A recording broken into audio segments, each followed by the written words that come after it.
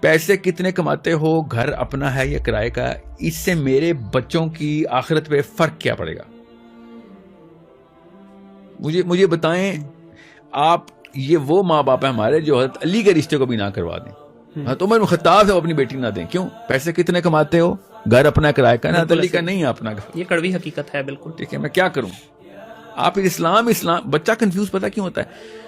وہ کہتا ہے کتابوں میں اسلام, ٹھیک ہے, نبی علیہ السلام کی سیرہ, صحابہ کے درجات, اور جب اپلیکیشن کی باری آتی ہے سب کچھ زیرو پہ کر دو.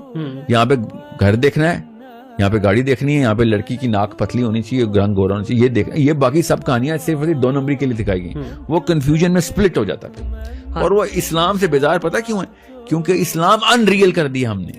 اور میری باتیں اس وقت ان ریئل لگ رہی ہیں کسی بندوں کو, تو میں ان کو بتا رہا ہوں یہ آپ ہیں وہ جن کی وجہ سے سارا مسئلہ ہوا, جن کو میری باتیں اور ٹو آئیڈیلسٹک لگ رہی ہیں.